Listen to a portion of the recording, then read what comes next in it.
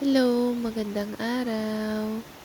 Today's video po ay magtatanim tayo ng kamote para may huhukayin tayo after 4 months or 5 months.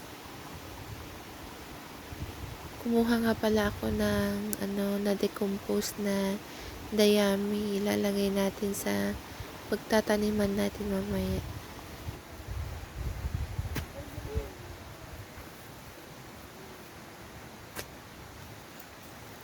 At ito na, magtatanim na tayo ng kamote.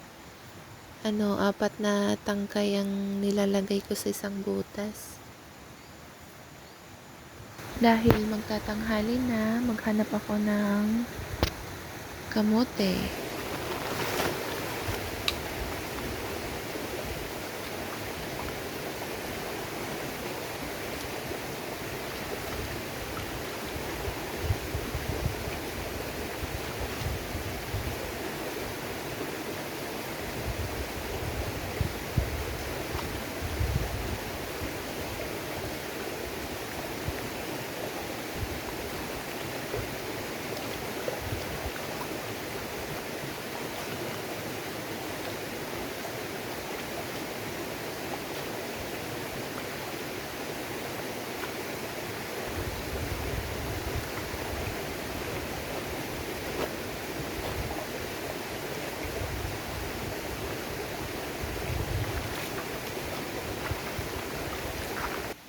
Busy pa yung isang kapatid kong nag-aabono.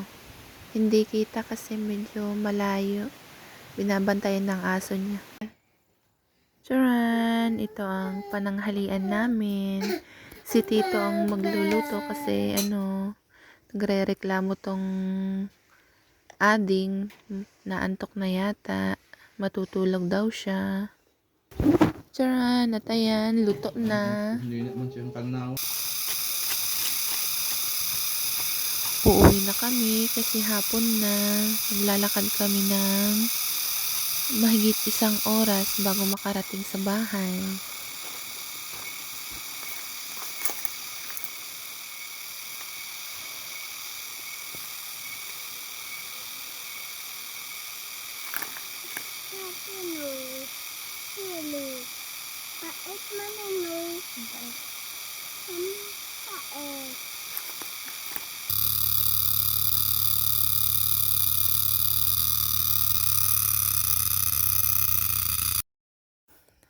At nakarating na kami dito sa bahay.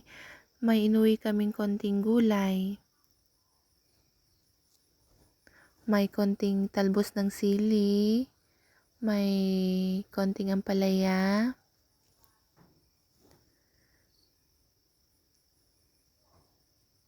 May konting amsi. At ubog. Talbos ng ng ratan. At kamote. Iniwan ko yung iba kasi mabigat. Kaya iniwan ko, kawawa naman si kuya na magbuhat. At dapat intinda nga mutit. Mutit? Mutit. Oh. Smoke mutit. Mutit mama. Mutit garod? Mutit? Uy, namasida.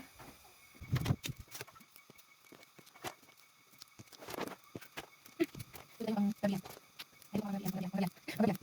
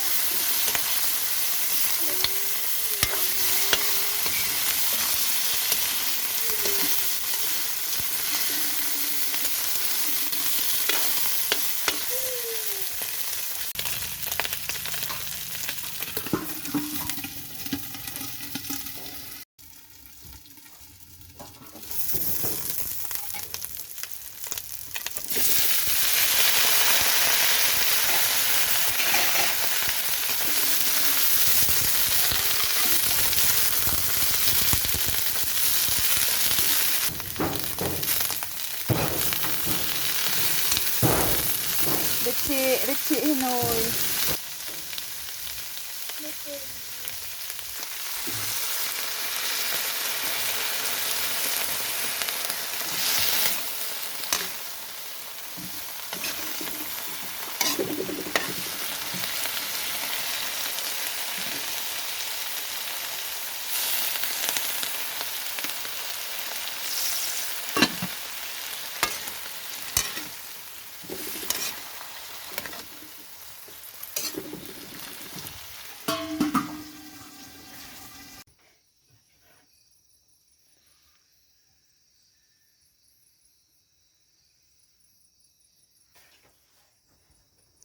Kain na po tayo.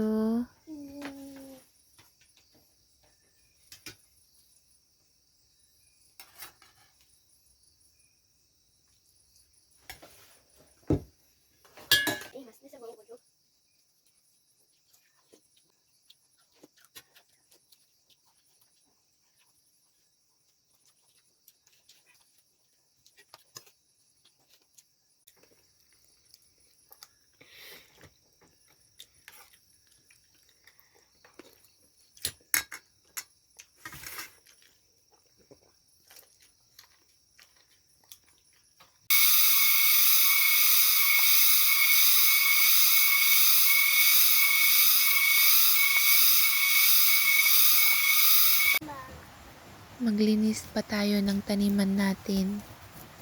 Kung may kasama ka talagang bata na pupunta sa kaingin, hindi yan matapos-tapos ang gawain. Kasi mamaya may ipapagawa yan sa'yo. Magpapakuha ng tubig na inumin niya. Pagkatapos mamaya magpapagawa pa ng laruan niya.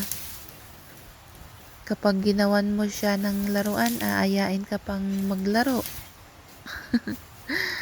Tapos, magre-reklamong madami daw nangangagat na lamok. Pero totoo naman na madaming talaga, lamok sa kaingin. Kaya maghanap ka ng kahoy na panggatong para may usok. Akala mo solve na yung problema niya pero hindi pala. Naboring na yan at nagre-reklamong inaantok na daw siya. Ang ending, umuwi na kayo at natulog na lang kayo sa duyan. Ang resulta, hindi natapos ang iyong gawain sa kaingin at babalik na naman kinabukasan. Pero kahit ganon naman, yun yung mga masasayang araw natin na kasama yung mga anak natin. 'Di ba?